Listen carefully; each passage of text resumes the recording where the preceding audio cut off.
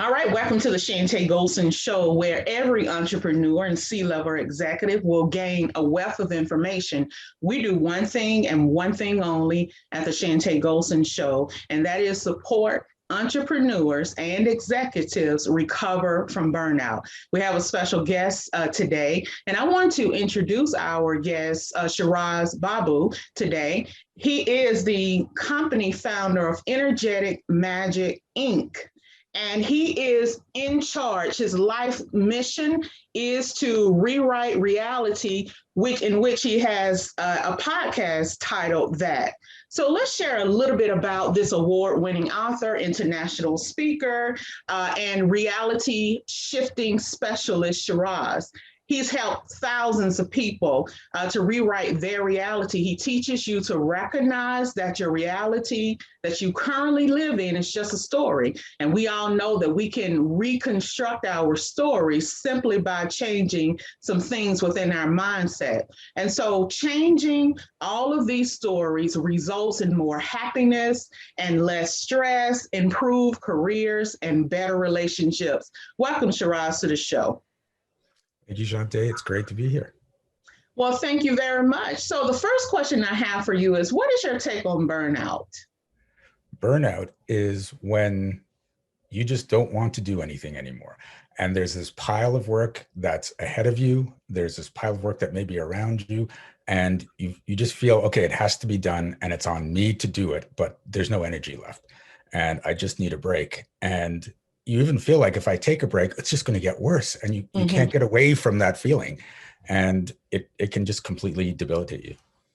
Yes, that's correct. Debilitation is a absolutely correct term in regards to that. And I try to help people to understand that burnout, it is not the same thing as stress. It is much, much more severe than stress.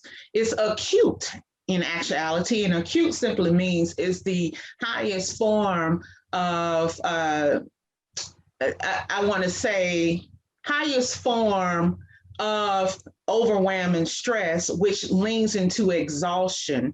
And that is the area by which you're not even recognizable to yourself in some degree. And we can kind of talk a little bit about that. But I want to know from a business point of view and the effects of business. You talk about there's a difference between have to and willing to. So let's kind of talk about that. Could you explain more on that concept? Well, there's a common theory out there that you have to work hard to succeed. And on the surface, that makes sense. If you're lying on the couch all day playing video games or watching TV, you're not going to have much chance of success. Right. So they came up with, well, if you want to succeed, you have to work hard. But the have to actually locks you in. And that's the problem, because that means you can't take a break. You can't go on vacation. You have to work hard.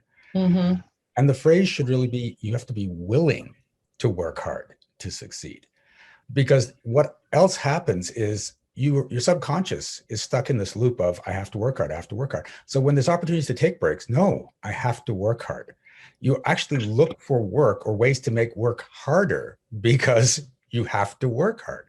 And if you're willing to, then I'm willing to work hard when it comes for it, but I'm also willing to take a break and relax, to go on vacation and still have that success.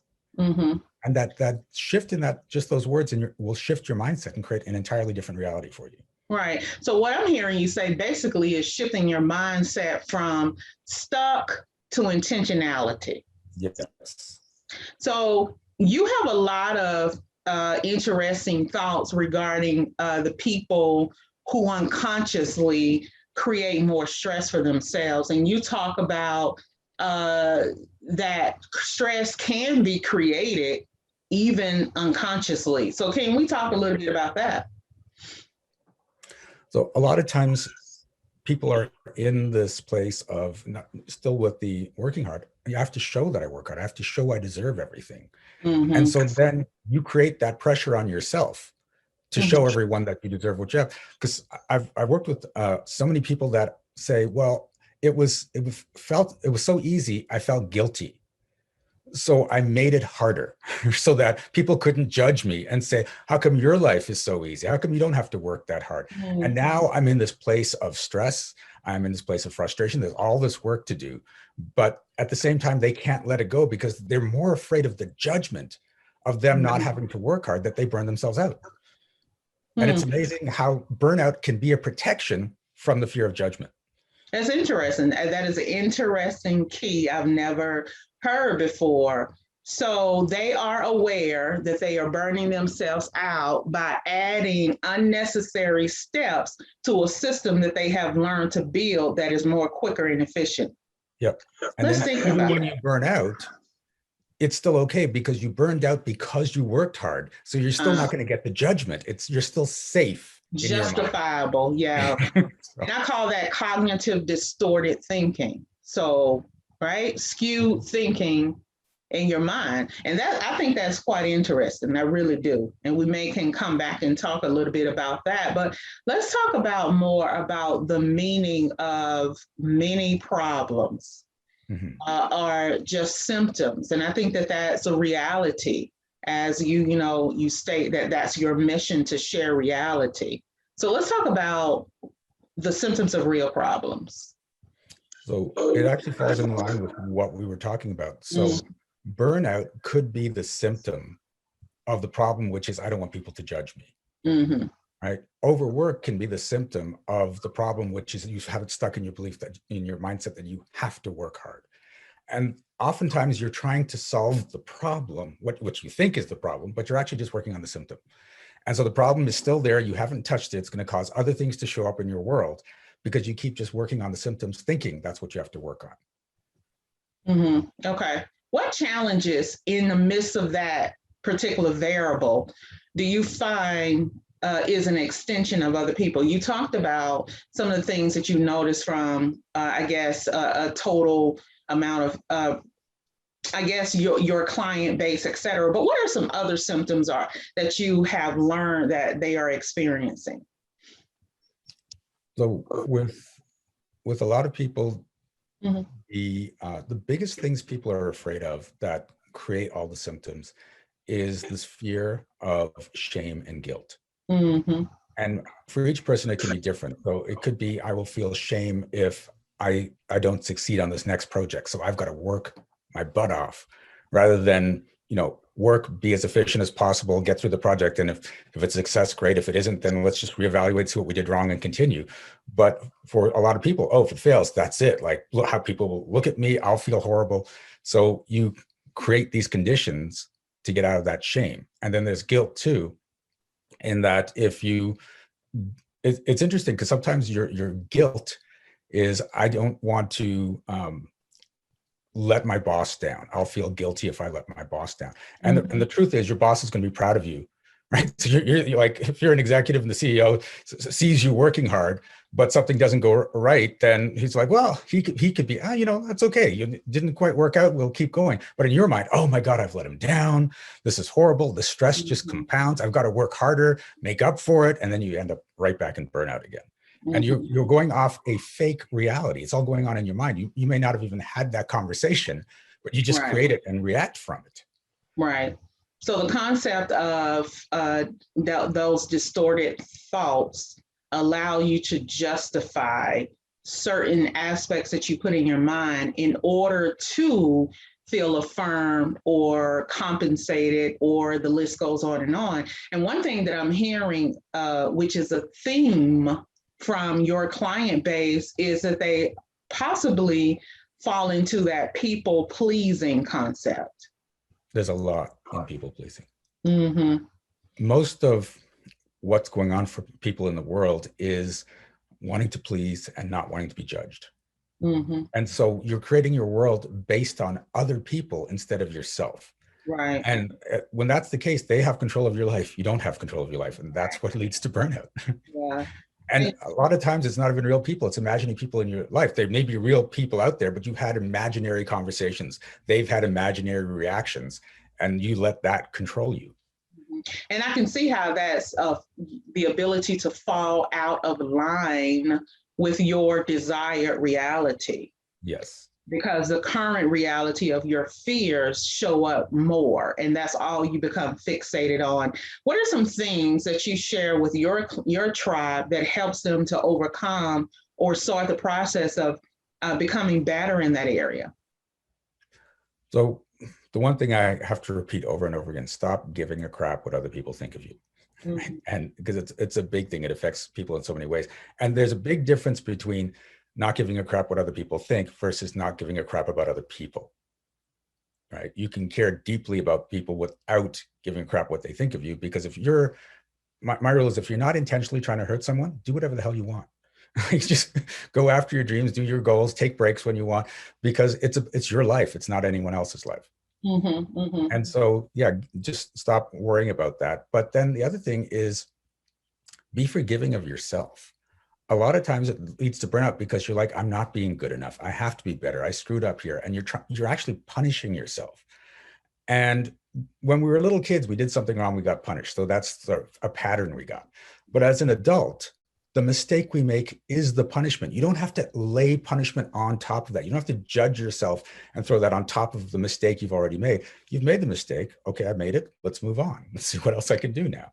Yeah. But a lot of people punish themselves so much for a mistake they've made.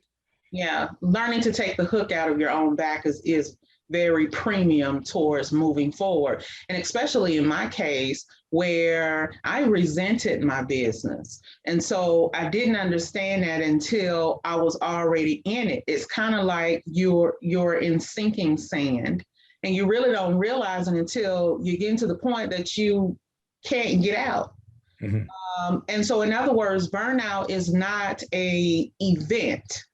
It's a series of events over time that is wrapped around overwhelm, stress, and exhaustion, to where symptoms start showing themselves, costly mistakes over and over again, not paying your invoices, not being able to have cash flow, making poor judgments, being angry, being upset. Oh, the list goes on and on.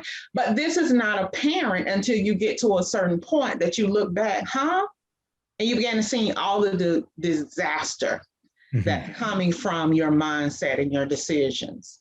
I got to the point that I was upset with staff all the time, didn't want to go to work, so there are a lot of things that come out of this. And this is the purpose of the Chantay Golson show, to really put into context these symptoms, these things that are happening that's causing us to continue in the flow of burnout.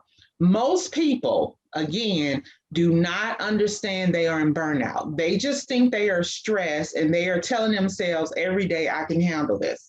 I can handle this. Mm-hmm. Not realizing that your physical body is breaking down.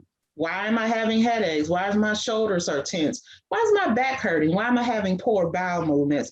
Why is my stomach hurting? So none of these things dawn on these individuals until after the fact.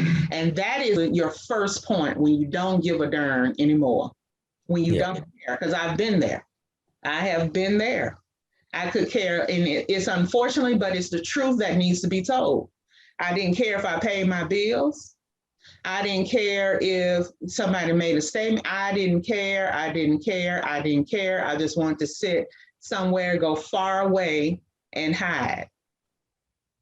All right. So that's exactly it. Yeah. And there's a simple question you can ask each day to see where you are. And is it, am I happy? Mm-hmm. Right? Because if you keep asking that question day after day and you keep saying no, then there's a problem. Yeah. And then you can follow that up. Well, if I'm not happy, what can I possibly do to change it? Mm-hmm. Can I change? Like, am I working? Can I slow down? Or is it just this environment? Do I need to shift companies? Do I need to go do something else?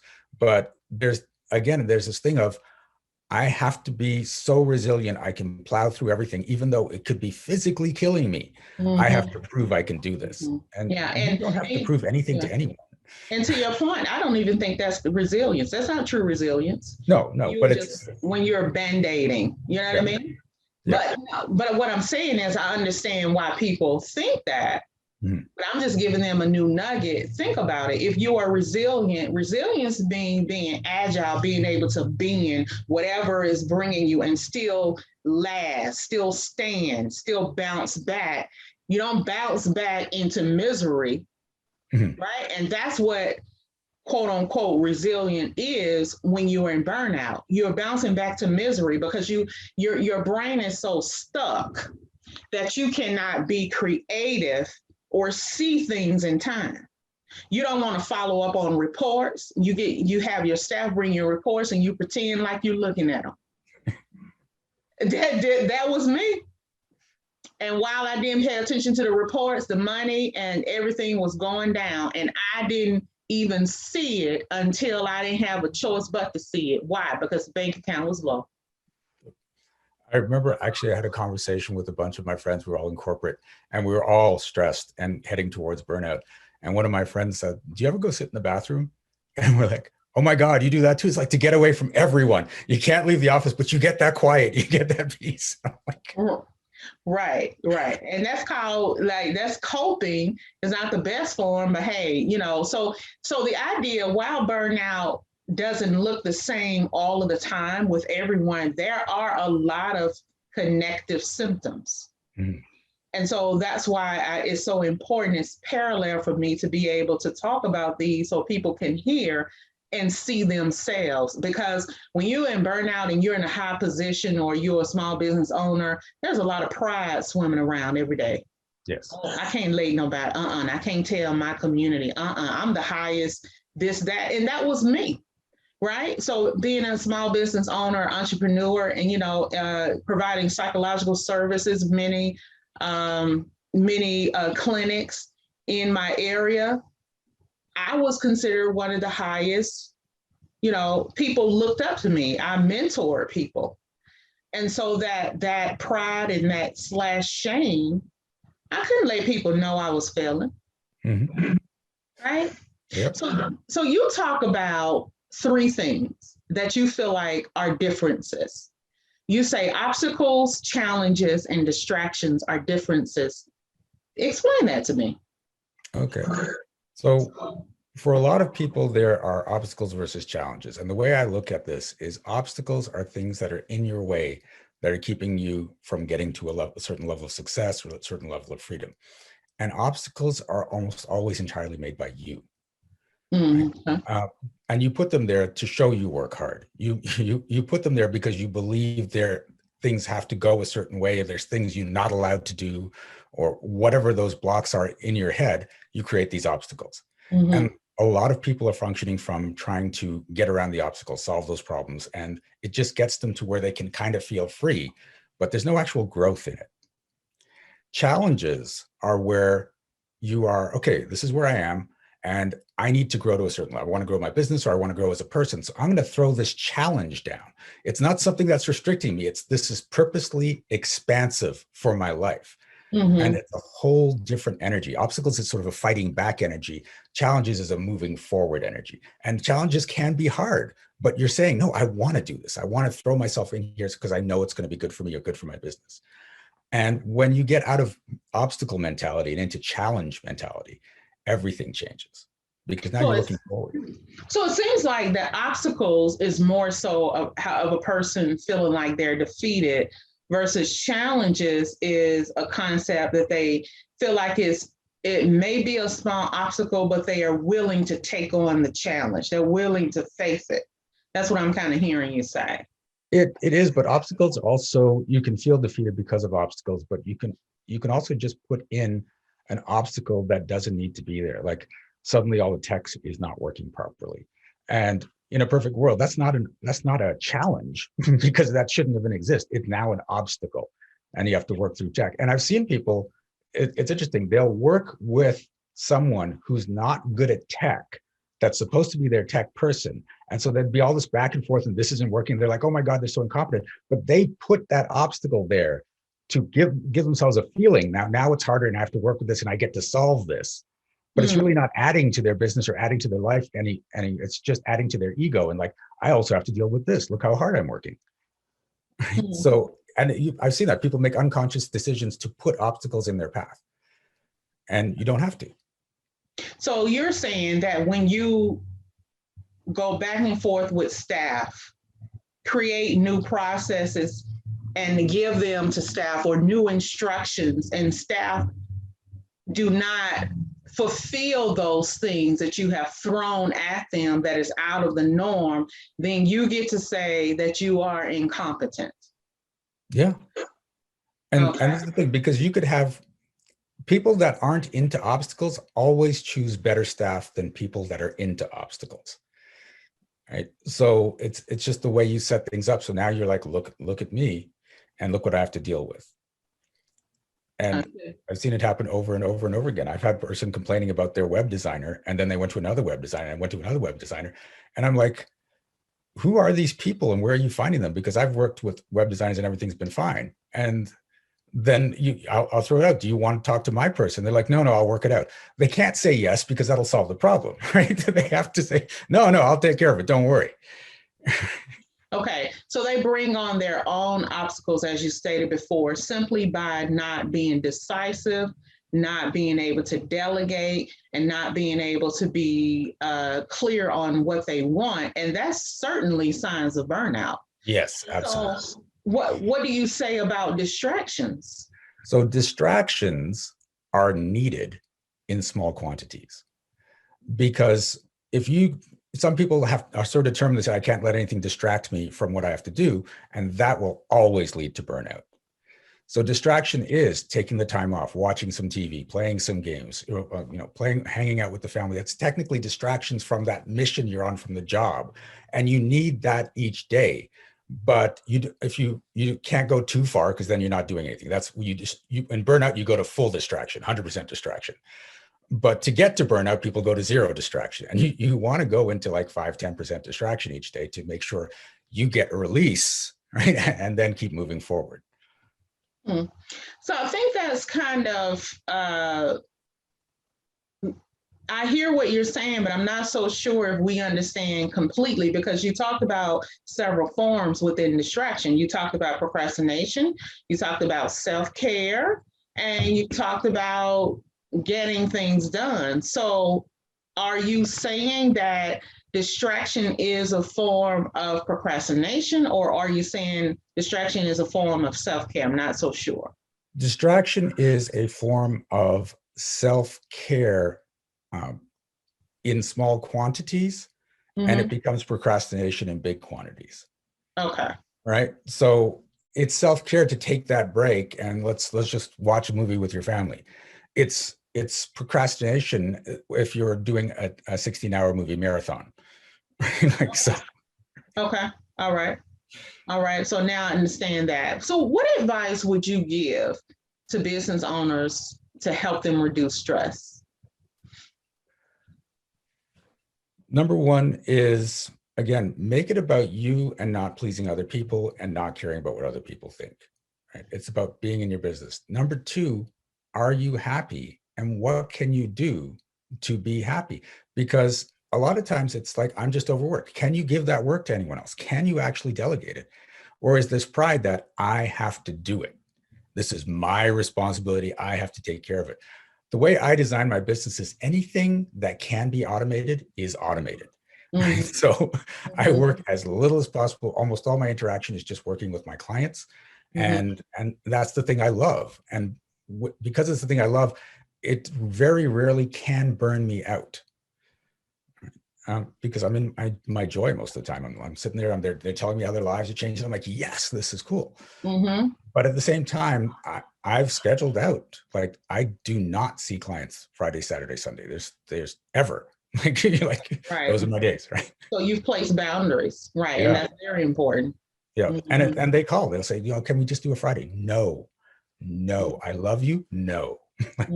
Yeah, which no is a complete answer. I understand that. So how do we, for those that hear the podcast and they're interested in learning or connecting with you more, how do we connect with you on social media and or your site? So the easiest way is to go to shirazshifts.com, as in I shift your reality.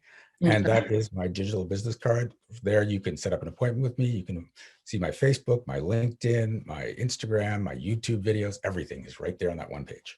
Okay. And how do we get a hold of your new book, How to Rewrite Reality? Same place. If you go there, there's a little icon that says How to Rewrite Reality. You click on that and the book is yours. Well, you have to go to Amazon, but the book will be yours. Okay. All right. So we absolutely appreciate you being a guest on the Chantay Golson Show. So I want to share in our closing remarks with the audience. Pay attention to the symptoms that you may be experiencing. Choose not to ignore the discomfort that's happening in your day, whether that's professionally or personally. Understand that it's very important to fix yourself before you can fix your business or your leadership department. So tune in next week. Remember, we're here every Thursday to help support entrepreneurs and executives. So tune in with us. Also, check us out on the YouTube channel, Chantay Golson International Consulting Firm. If you start typing in Chantay Golson, you'll find me there.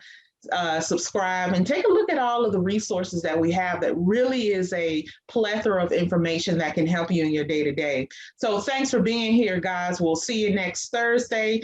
Take it easy and take care.